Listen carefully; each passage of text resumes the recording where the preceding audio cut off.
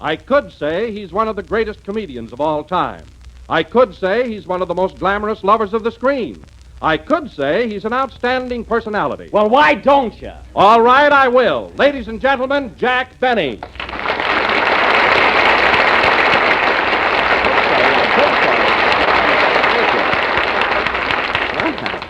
Hello again. This is Jack Benny talking. And listen, Don, no more of that I could say stuff. For heaven's sake, if you have anything as nice as that on your mind, come out with it. I can take it. Well, at first I was going to, Jack, but then I thought I'd better tone it down a bit, not make it too strong. Don, I wish you wouldn't mull over things. If you have a sudden thought that I'm marvelous, say so. And if you think I'm a heel, think it over. That's my motto. I'll remember that. I wish you would. Oh, by the way, Jack, what did you hear about our opening program last week? Any comments? Well, Don, to tell you the truth, I got mixed opinions on it. You know how people are. Kind of spotty, huh? Yeah, some people thought our show was marvelous, but others thought it was terrific. That's what I like to hear, both sides, you know? Well, Jack, didn't anyone say the show was bad? No, Don, not a soul. I didn't hear one unfavorable comment. Why, Jack, that's unbelievable. I know it. That's the trouble. But on the whole, Don, the critics were very nice. Now, take Jimmy Fiddler. He was grand. He gave us 2 bells and a tinkle.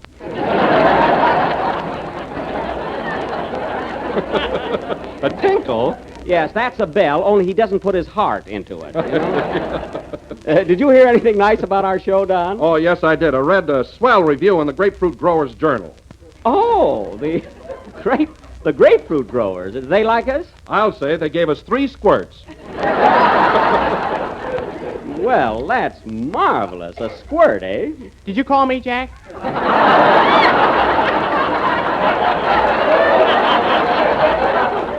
No, Kenny, but as long as you're here, stick around. Don and I were just talking about our first program. Did you hear anything about it, Kenny? Oh, my mother was crazy about it. Well. She thought it was very asinine. Oh, she did? Well, you didn't help the show any, dragging in that goofy valet of yours that you brought back from England. What a guy that was. You mean Higgins? Yeah, I don't see him around. Where is he? Oh, it's his night off, so he took my girl to the movies. Your girl? Kenny, how can you be so dopey as to let your valet take your girl to the movies? Oh, that's all right. Tomorrow night he's taking me. Funny, I thought that was going to be a bop. So did I. Oh, well, anyway, Kenny, if I were you, I'd fire that guy before he goes too far. I Not really me. would. Why not? Well, every time I tell him he's fired, he gives me a spanking. Well, that's the worst yet. You need a valet like... Oh, hello, Phil. Hiya, men. What are you throwing around tonight? Oh, nothing. Say, Phil, Don and I were talking about last week's show. We got some pretty nice comments. Did you hear anything? Well, Maurice, my hairdresser, loved it. Say, that's intriguing, isn't it? Huh? Well, I'll tell you one thing, Phil. The newspapers were grand to us. Simply wonderful. They sure were, every one of them. Did you see that swell write-up we got in the Bartender's Gazette? The Bartender's Gazette? Well, what do they think of it? They gave us 3 Mickeys.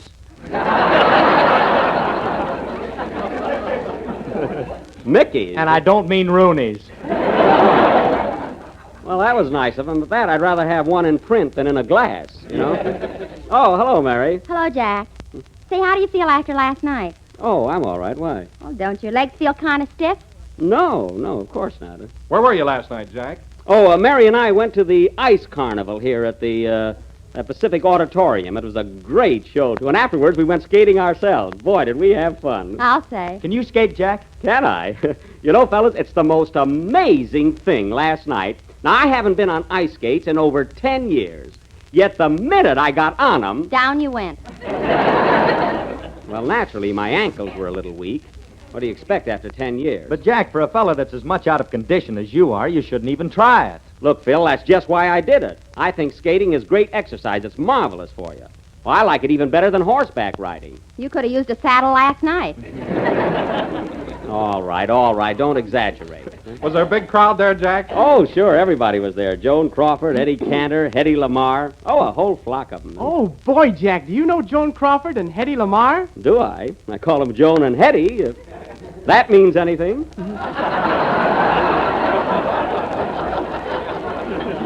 It don't unless you neck with him. Well, Kenny, I didn't get that fresh. But if you want to know something, I helped Hetty Lamar on with her skates, and then I went all around the rink with her. Did Jack really do that, Mary? He had to. He got his fingers caught in the straps. Well, it was fun anyway. Say, Jack. What? Tell him about that trick you did jumping over the 3 barrels. Now, wait a minute. Don't try to be funny. What was it, Mary? Well, Oh. Jack was showing off in front of Joan Crawford. Now, listen, Mary. Go on, Mary. So he put 3 barrels Oh, together on the ice. And when he went to jump over them, What happened? his suspenders broke. That's so. His suspenders broke, huh? I'll bet the house came down.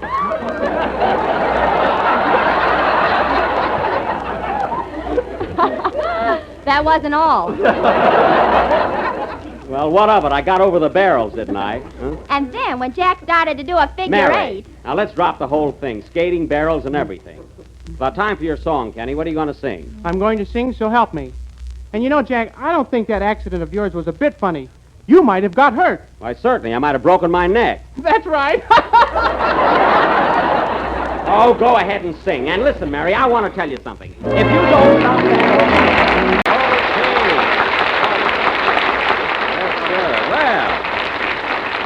Yes, sir, good. That was So Help Me, sung by Kenny Baker. And, Kenny, I don't have to tell you that it was very good. No, I know.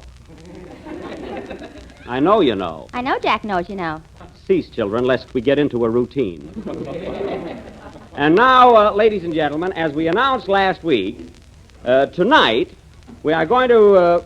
Hey, wait a minute. Where's Rochester? Here I am, boss. Well, I'm glad you're here. Now, look, Rochester, the reason I sent for you is we're short of actors, and I want you to be in our play tonight. Now, here's your part. Go over in the corner and get familiar with it. Okay. Yeah. Say, boss, Yes. I don't want to be mercenary, but do I get any additional stipend for my efforts? What's that? Doggone, as soon as I mention money, you get deep. Look, Rochester, stop complaining. You're getting enough from me already. I am? Yes.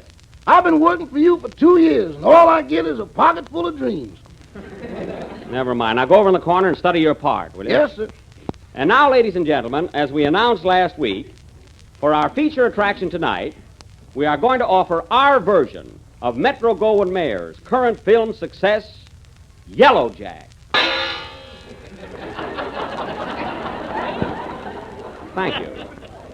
A dramatization of the struggle against yellow fever during the Spanish-American War. I will play the part of Dr. Benny of the United States Medical Corps, a fearless scientist in the cause of humanity. Mary Livingston will play the part of Miss Blake, my nurse, as portrayed on the screen by lovely Virginia Bruce. What a girl. Virginia Bruce. Gee, she's beautiful. Yeah. Well, let's get on with the play.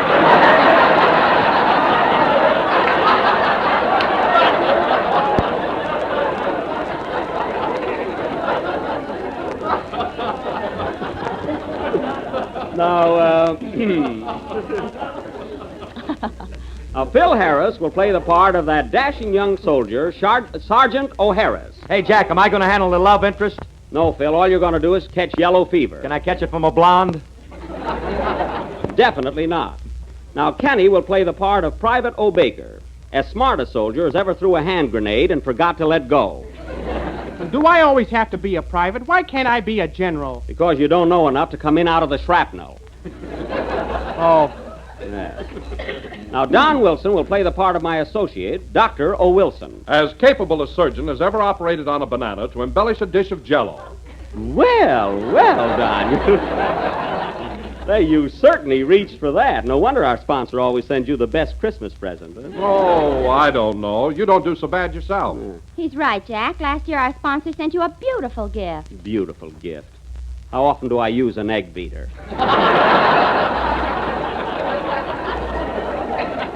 Maybe once in a blue moon. Well, anyway, Rochester, my butler, at no increase in salary, will play the part of Private Van Jones of the United States Army. That's me, as fast as soldiers ever won a 100-yard dash from a bullet. Rochester, we don't want any cowards in this army. Well, somebody's got to pick up the brave ones.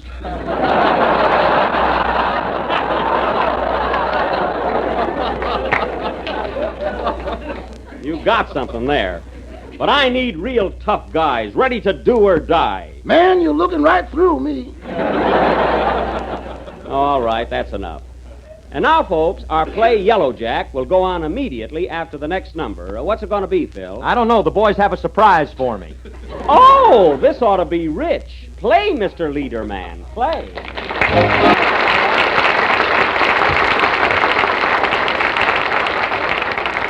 That was a surprise number played by Phil Harris and his Grab Bag Orchestra.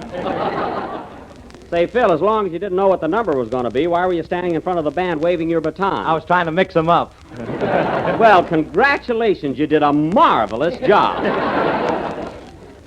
And now, ladies and gentlemen, for our blast of the evening, Yellow Jack, or Boy Meets Mosquito. The scene is the United States Army headquarters near the thriving little town of Rumba Center, Cuba, which is just 3 shakes and a wiggle from Havana. As the scene opens, we find Dr. Benny of the Medical Corps busy in his laboratory. There is a tense look on his face as he peers into his microscope. Curtain. Cuba.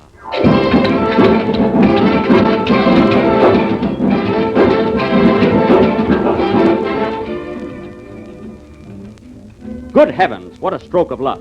Oh, nurse, Miss Blake. What is it, Dr. Benny? I made a sensational discovery. Look in this microscope. It's the biggest germ I've ever seen. Here, look. That's your thumb. Darn it, and I've been studying it for a week. Oh, I'm so worried I don't know where I'm at. All our soldiers have yellow fever and they're dying like flies, and I can't stop it. Well, I must get on with my work. Miss Blake, where's my hypodermic needle? In your arm. Oh. Well, take it out. You know it don't belong there. Yes, sir. Oh, doctor. Yes, Private Baker. I've just discovered another man with yellow fever. You did? Where is he? Right here. Hello, Mr. Blenny. That's my laundry man. Get him out of here.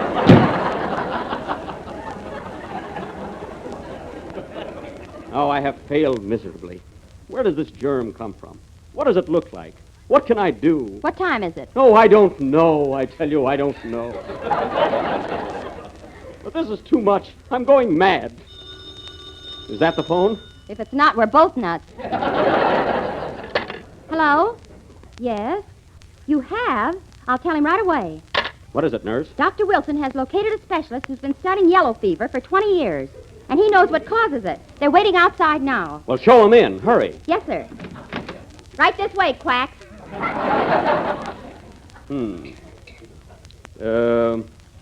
Good morning, Dr. Wilson. Good morning. Dr. Benny, I want you to meet Dr. Nazaro, the famous authority on tropical diseases. Glad to know you, Doctor. Who's the dame?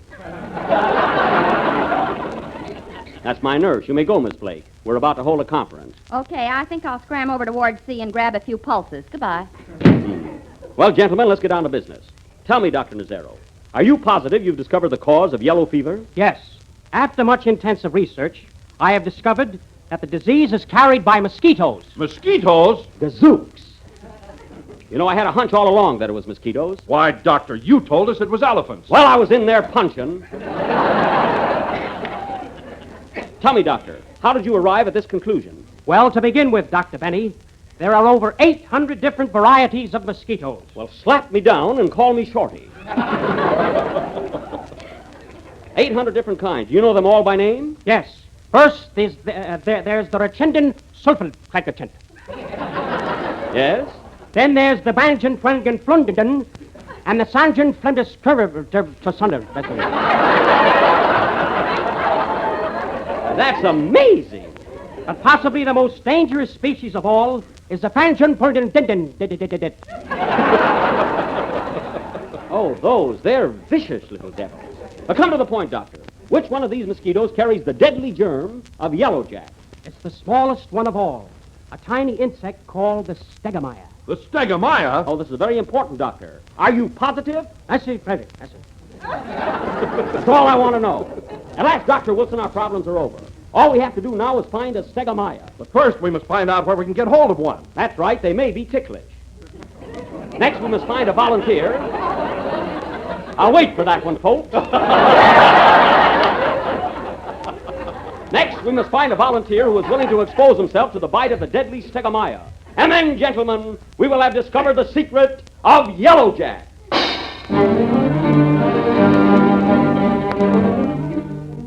Calling all stegomyas. Calling all stegomyas. Report to the base hospital at once.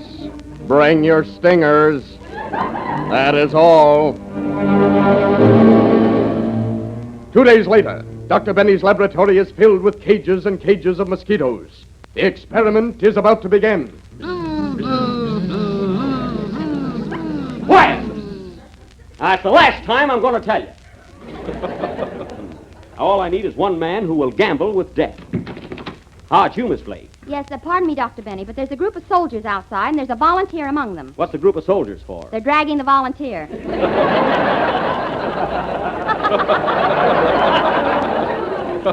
Good. Send them all in at once. Come on in, men. Company! Halt! Company! Halt! Company! Halt!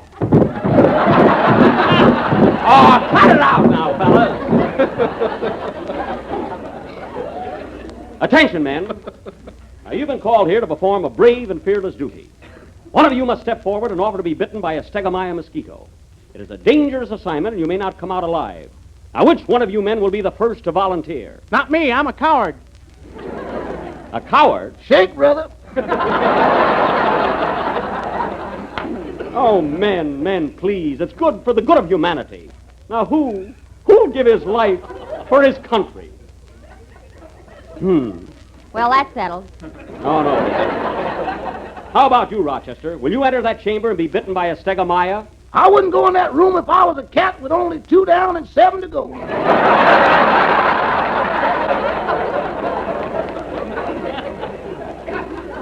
But what have you got to lose? You're not a married man. You have no wife, no children. No, but I got a future and I'm going to use it up. Oh, this is terrible. Terrible. What are we going to do? Well, what about you, Dr. Benny? Why don't you volunteer? Me? Why, I would, Dr. Wilson, but I can't. I just started an ad a pearl necklace.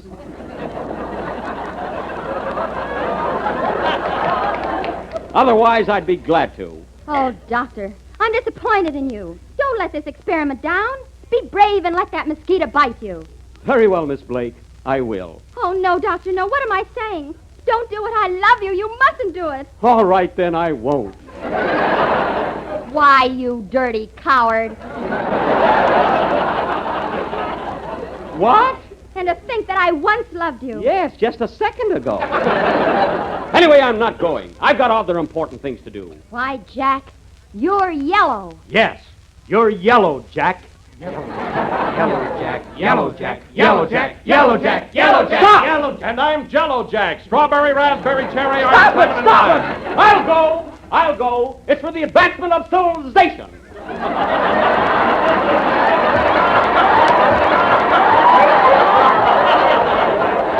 for the advancement of civilization, and I must go through with it. Farewell, men. I may not come back alive.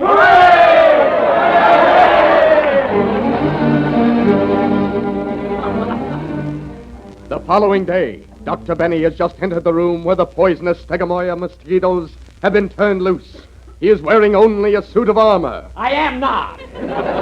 and the experiment begins. Well, where are they? Come on, you winged devils. Let's get this over with.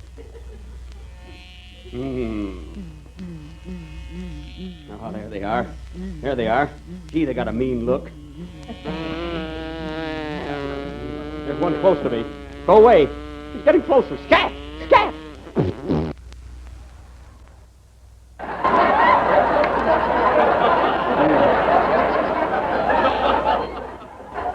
It's lucky I got this flypaper on my chest. Well, this baby means business, but I'll get him. Get away! Get away!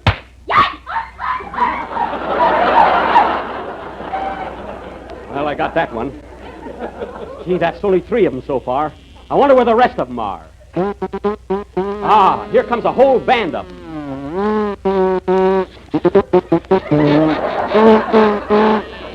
Oh, boy, swing, you singers! Gee, look at them. Good heavens, here comes a big one. I can't stand this.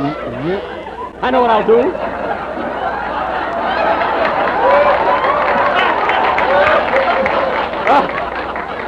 Here comes a big one. I know what I'll do. I'll hide in this Murphy bed. Move over, Murphy.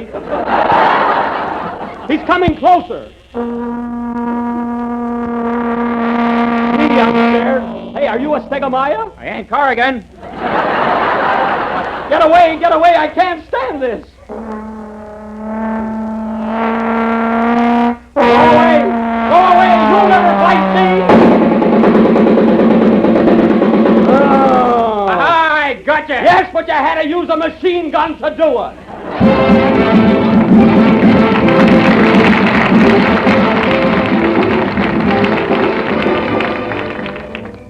And so, folks, I was stung by the deadly Stegomaier. It caught yellow fever, and I lived to marry Miss Blake, my nurse. Oh, darling. Oh, dear. Oh, honey. She just went out with Sergeant Harris. Oh, well, I'm a hero anyway. Playboy. This is the last number of the second program in the new Jell-O series, and we will be with you again next Sunday night at the same time. Ladies and gentlemen, I would like to announce that Sunday, October 16th, an all-day carnival and garden party will be held on the New York World's Fairgrounds to enable the public to meet the stars of stage, screen, and radio in person for the benefit of the Stage Relief Fund. And tomorrow night, Al Pierce and his gang will begin a new series of broadcasts over most of these stations. You can see your local paper for the time. Be sure to listen in. I hope you liked our little play tonight, and I would also like to announce, folks, that although the mosquitoes on our program tonight gave a vivid performance, they were not real Stegomaiers. In fact, they did not sting. No, but the play did. Oh, Georgine Levinston, huh? Good night, folks.